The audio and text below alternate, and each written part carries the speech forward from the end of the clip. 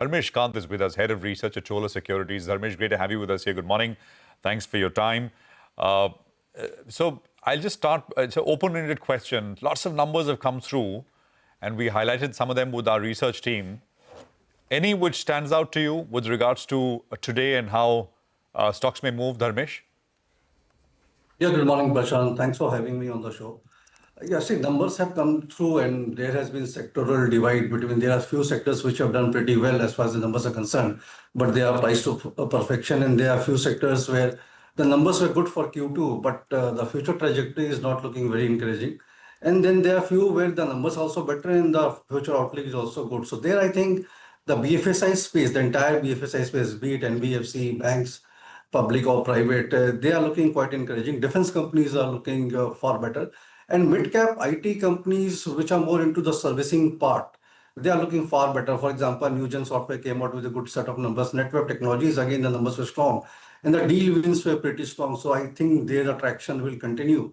In lines with, say, Persistent, Coforge, or Signity, all have reported a good set of numbers. So these are the baskets where I think the attraction will be there. One caveat I would like to highlight right now is, as far as automobiles are concerned, October numbers were great, considering the fact that last October, both Navratri and Diwali fell into the same month, and this time you had only Diwali. But this euphoria is now, subsiding. Our dealer checks do suggest now it's business as usual. So November numbers won't be great. So traders who were there into these pockets are advised to, take profits. There may be few outliers. I mean, Maruti can still see attraction going forward, but valuations are now sitting on the higher side. So one has to be very selective on what you are picking up right now. But sectorally, I think BFSI, the entire space looks attractive, followed by, a few of the mid-cap IT companies and defense companies. Dharmesh, hi. Morning. Good to have you in. So let's talk about new age businesses. They're always very exciting and always stir up a debate, right? I don't know if you had a chance to look at the urban company numbers. Manglam was just telling us that because they're investing more in this Insta help business, there's again some cash burn happening. So profits are again coming under pressure, but the growth is there. Talk to us about that. What do you thought of Swiggy? Swiggy's raising more money. And then if at all, throw in a word on Lenskart as well. Yeah, good morning, Survi. I mean, again, like quick commerce, InstaHelp is getting into play. And this is more of a 30-minute kind of a house help business which should be there. Normally, these are like ad hoc kind of an business opportunity where your regular help is not coming, you order for them. So again, cash burn is there. The thumb rule which goes by for a company which has been into a new age business for say 3-4 years, it's like that your revenue growth should be higher than your cash burn kind of a growth. So, but in this case, right now, the operating profit degrowth or it has gone to around 20%, if I am not wrong. And management did cite that these losses are going to continue. So that does post a question mark, and you have a competition also coming up in that space. Though it has all the services, say house help, electric, plumbing, beauty, therapy, and personal care for, especially for Nigel. So these services are there, but to my sense, again, they are expensive. Swiggy, the cash burn was, again, a surprise why they need to do that with so much, cash already lying on the balance sheet. That does specify one thing very clear, that competition is very high, and 1-2 years it will take before they can come to meaningful profitability. Lenskart, we have a clear avoid rating. I mean, it's exorbitantly priced, and if I may quote Mr. Shankar Sharma's article, so he was right. You price it so high that even if it falls, it looks, cheaper. So, and it's a, well-discovered business. They are into every nook and corner of the country. There is no domestic penetration where they can have an higher yield. And the growth rate has been tapering on the revenue count from 43% in FY24 to 23. And it will be 15-16%. International opportunity can be there, but the margins again will be under pressure. So, I mean, new age businesses, you have to be very, very careful. Yeah, exorbitantly priced. That's the term that you've used. And yeah, absolutely. Shankar is really in the eye of that Lenskart storm, right, with that article. By the way, Dharmesh, what did you say? Which service that Nigel perhaps will make use of? I missed that. I mean, beauty care therapy and massage therapy, which is, he likes them. Tell us more. Nigel, that's the secret behind the radiance. Now we know. I mean, I've never used the service actually for a massage, but I will. I have always thought about it. Yeah, I mean, The glow. yeah, because at times I ask the wife, that instead of me going out, if we could arrange, but I think most of the time it's booked out. But I'll take that recommendation, Dharmesh, and maybe but yeah, that you need to ease out things. All right, Dharmesh, what else? If you could tell us about a couple of these names that we were discussing earlier. Vedanta came out with its set of numbers. The stock pullback, there was a one-off in those numbers actually. The street is sounding optimistic about prospects, on the stock. The problem is demerger. Will it happen or not? And the promoter is, a tricky entity. So what's your view?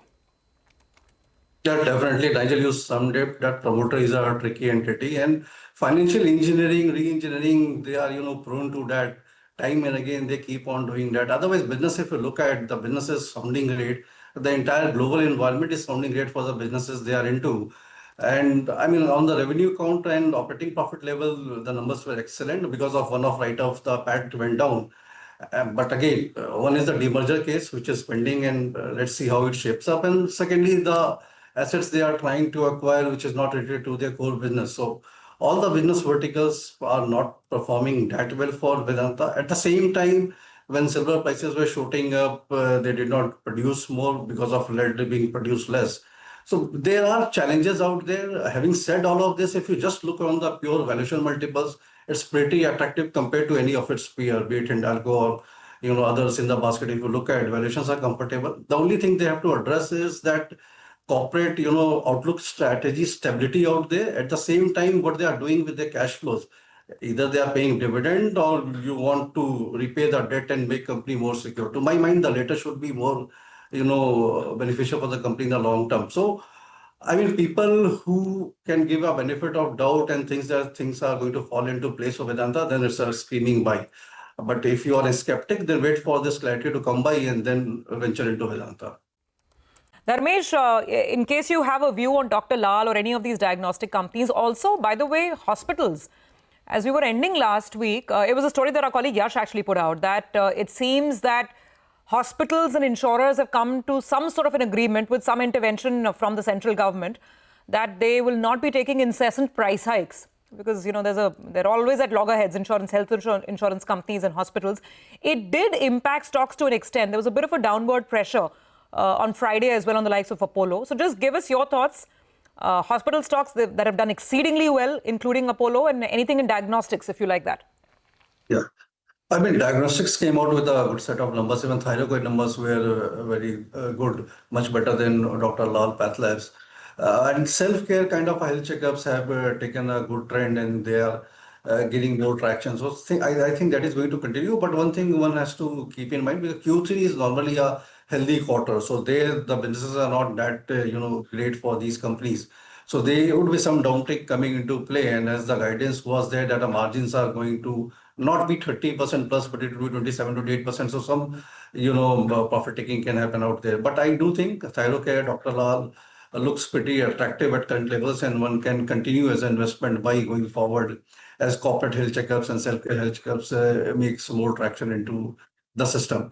Hospitals looks pretty attractive to me. I think they are this is one segment which is likely to continue with their upside trajectory, though valuations are higher, but that has been the case with them historically. So Apollo Hospital look pretty attractive after the correction. And if there is some more dip because of market correction taking into place, one can buy that. Narayana Health is another hospital chain which we have been liking quite a while. And they have done an acquisition in UK. So their foray into the normal health checkups gains further traction with beds coming into play. And surgeries are on uptick in the UK part of the market. So that will augur well, and it would be EPS accretive for Narayana. Maybe not this year, but FY27 onwards, it will start contributing quite healthy to that. So these are the two hospital chains which we have been liking from the entire basket. Having said that, the entire sector looks pretty stable and attractive to us. Okay, all right. What about Vodafone Idea? Any view out there? Various reports suggest that probably some money is coming their way. It's unconfirmed, but I think it'll, hinge on what comes out of the government and the Supreme Court. What do they have to say about it? At around 9 rupees, would you look to get in, or do you think that it's too risky? You'd rather stay out of it? Nigel, it's more of a punt to my mind, because see, even if that IGR things get settled, it's only 30-40% of the total liability on the company balance sheet. So 1,10,20,000 odd crores will still needs to be addressed by Vodafone Idea, and that's a huge liability because the interest burden itself is higher than the operating profit. Forget about the depreciation part.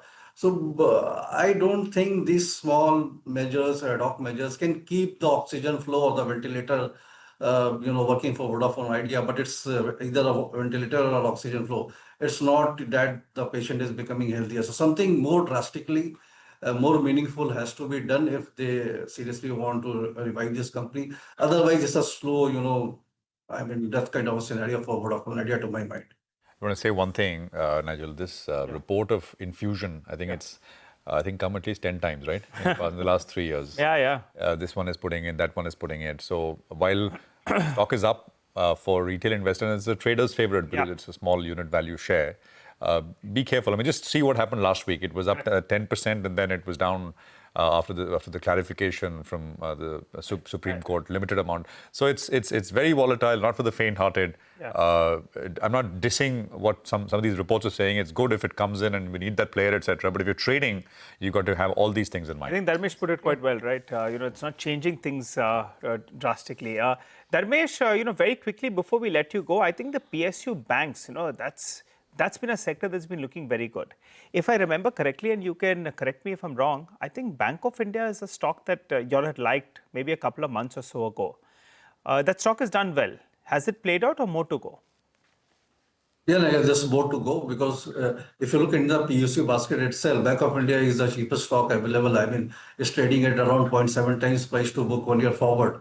While others in the pack has gone above 1.2, 1.3 times price to book. So that technical DE adjustment of valuation re-rating is there to be on the cards. At the same time, the numbers were excellent, 13-14% kind of an advances growth with asset quality, getting more firmer out there. And the one thing which will play out for public sector banks, reported PAT numbers were weak for most of them because of the treasury income reversal. But Q3 onwards, I think if there is no further interest rate cut, this will again get reversed in favor of most of the banks. And then again, you will have 15-20% kind of upside. So initial target price, which we have been working for Bank of India, is 155. But I think going forward, it would be revised upwards. All right, Dharmesh, thanks a lot for joining in, helping us out with that, all that fundamental ideas. And also, I'll take your inputs with regard to using some of the services of Urban Company as well, which I have until now. Thanks a lot for joining in. Have a good day ahead, mate.